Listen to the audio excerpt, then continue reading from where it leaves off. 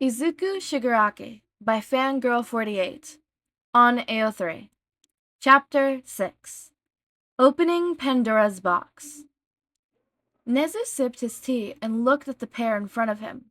Grant was unhappily shuffling his face with some of Lunch Rush homemade teriyaki, while Toshinori slowly drank his own drink, trying his best to appear as small as possible.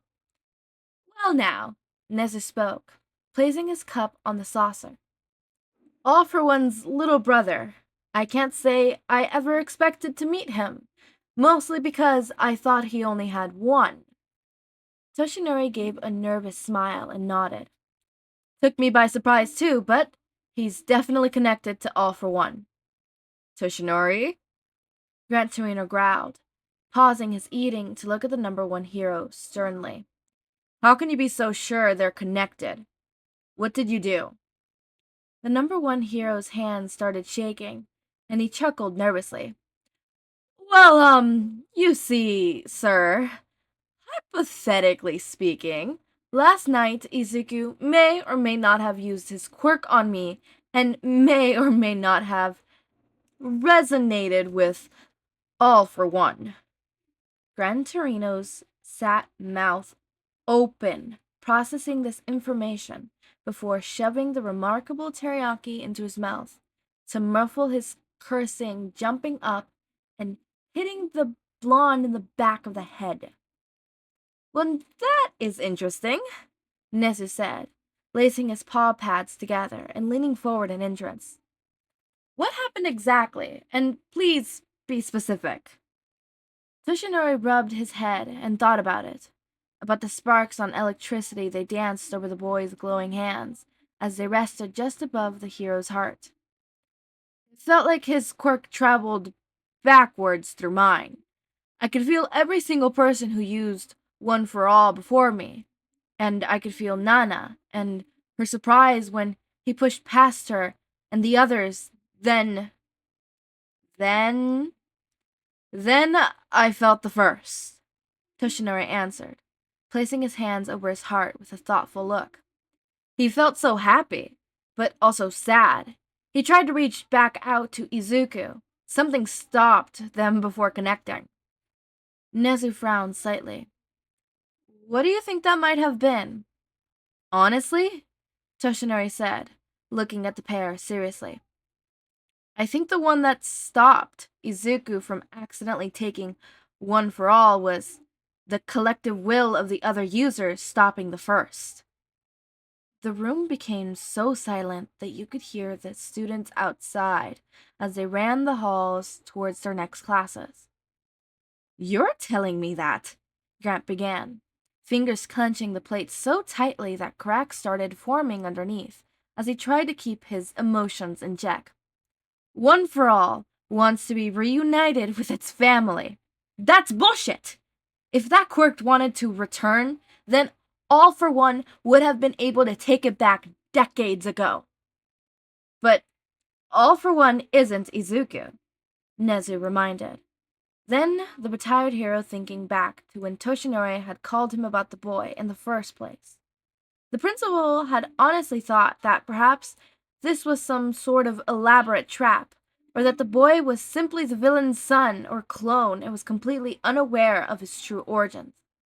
But All Might's words on this supposed connection between their quirks were starting to raise more and more questions. We know the story about the two brothers, yes, but how much of it is actually true? What are you saying, Nezu? Grant asked. That somewhere back in the day, one of the previous users doctored the origin to make it, what, nicer. In the case both of you have forgotten, All for One had slaughtered every user of this quirk, including Nana. All Might flinched at the woman's name, hands clenching to his eyes where his injury was. All I am saying is that Izuku Shigaraki's mere existence puts the story itself into question, Nezu answered, hopping down off the couch.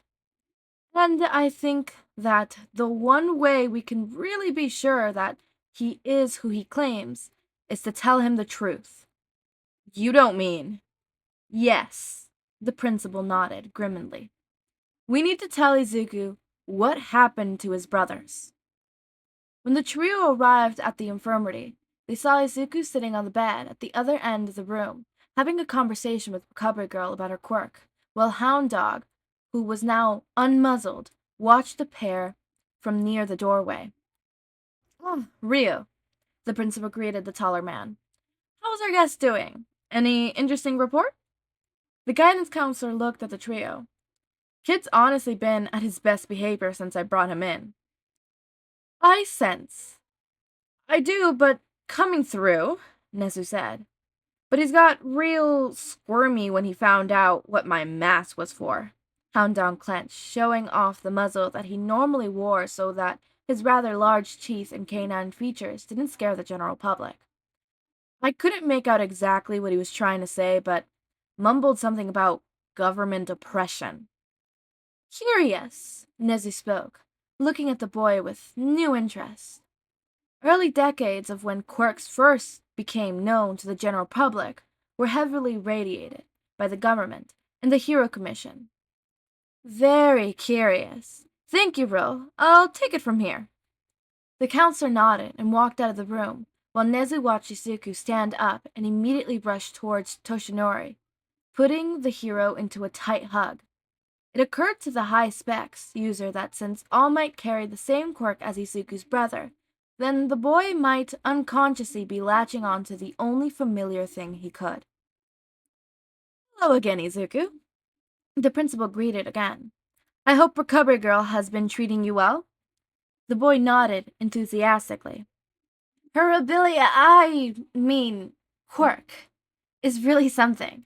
I was just saying to her I wish Hisashi and I had someone like her working with us. Nezu noted that Izuku's smile didn't appear to reach his eyes when he said this. That's part of the reason we came to see you. Nezu? The nurse hissed in warning, looking at the three. The principal ignored her. Izuku, can you tell us about your family? My family? Izuku repeated, looking confused as to why the strange, not alien, wanted to know about his family. It's me, Tomura, Hisashi, Inko, and Miro, their son. And what were they like? Well, Izuku said, thinking about it for a moment. Hisashi is a lot like me, so I guess he acts more like my father sometimes, when my brother, gets all stern and stuff, but he's really just a big softy underneath. Grand Serena snorted, but Nezu ignored him. And what does he do? He's a politician, Izuku said, remembering how proud he was of his eldest brother the first time he saw him in his suit, boldly walking out the door, ready to change the world. That's how he and Inko met, actually. She's a lawyer. They're actually both working at trying to make it so that people with quirks have the same rights as everyone else. Nezu hummed. That's interesting. I've always been told that while society almost collapsed, nobody ever had their rights infringed upon. Then what you heard was bullshit. Izuku frowned, sitting straighter. Ever since that glowing baby spilled the secret, people with abilities had had a target on their backs. The first person whose powers I ever took... Izuku's trailed off, face beginning mournful. Izuku? Recovery Girl said, looking at the boy with concern and placing her hand on top of his. Are you okay? Izuku shook his head, drawing his hands back from the nurses, with another false smile. Hisashi and Inko want to change things, make it so that people with powers and without can live together. They say it's not possible in our lifetime, but we want to make it better for Kashi and his kids. And what about Tomura? What does he think? Nezu asked. He's gonna help us, Izuku answered, looking proudly. We built this school, you see, and Tomura's teaching there 'cause he's a teacher. That's where I was healing after... Inko laid on the ground, running. A shot rang out. Blood. Tomura holding him and crying. Rain. Hisashi standing in front of a stone figure. Everyone watched Izuku's face turn pale, and he started shaking. The nurse looked at the trio, frowning slightly, rubbing her hands on Izuku's back. There, dears, you're safe. The nurse coach, giving the principal a stern glare. Toshinori cleared his throat. Izuku, do you remember how I told you that I have inherited your brother's quirk from my master? The bushy-haired boy nodded weakly. Yeah, I don't really get how it works, but I guess Tomura being able to pass his quirk along to people fits with our family. There was a reason, the Blondie said. I don't know how, but after you must have disappeared, but your eldest brother adopted a new persona and took the name All for One. He became a criminal. What? Toshinori tried to stop him and was captured, and All for One forced another quirk on him, combining with his own stockpiling quirk, creating One for All in the process. Toshinori explained, as Izuku stared at him with a look of pure disbelief. All for One somehow found a way to cheat death, and since then we, the people who inherit Tomura's quirk, and I have been trying to stop him. Izuku's hand snapped to his ears, trying to block out the words before he could hear any more lies. That can't be true, Izuku cried, tears making the way to his eyes. He wouldn't! Hisashi loves us! He wouldn't hurt me, or Tomura! Grant, not knowing for his patient, lost what little he had and grabbed Toshinori's oversized white t-shirt, lifting him up and showing off the scar beneath for all to see. Do you see this? This is what your precious Hisashi did. Toshinori's lucky to be alive. Grant Torino! Recovered girl bellowed in anger, her customary needle cane hitting the floor in a silent warning. No! Grant growled, jumping over onto the bed and grabbing Izuku's shirt, forcing him to look directly in the retired hero's eyes. My best friend, Toshinori's master, Nina, he killed her in cold blood, right in front of us. I don't care what he was like 200 years ago. That man is a monster now, plain and simple. Anger exploded out of Izuku, and he grabbed Grant's wrists, glaring back. What do you want me to say? Sorry? Would making the monster's brother bow down and apologize to you make everything better? Tell me, what do you want? I want you to acknowledge that this is real, Grant yelled. You think I'm stupid? You act like you're fine, but that's a load of bullshit. Of course I'm not fine, Izuku bellowed, pulling out Grant's grip and standing up, hands clenched tightly into fists. I wish this was a fucking dream. I cut my finger this morning thinking I would wake up and everything would go back to normal, but that didn't happen, and now I'm all alone in a strange world, and the only people who want to help me only seem to be doing this out of pity because they're afraid of me. Toshinori shook his head, one hand reaching out for the boy.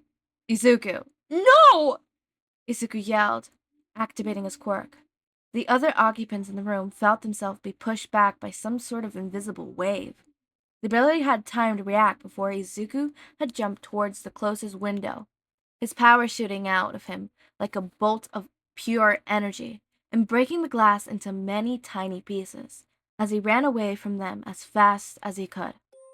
And the plot thickens! Oh my god, that flashback. That flashback he had.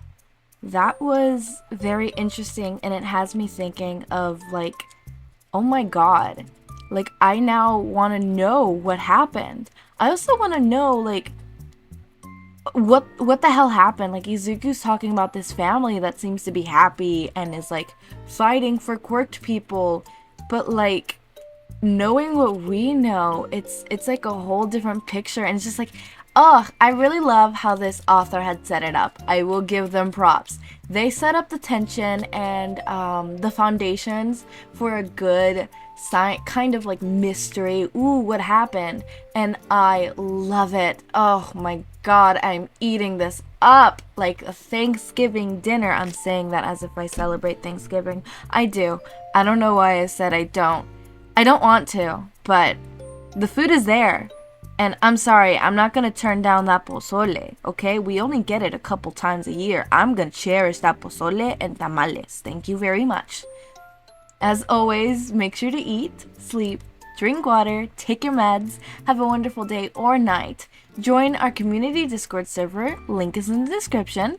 Subscribe to see more of my content, and thank you so much for watching.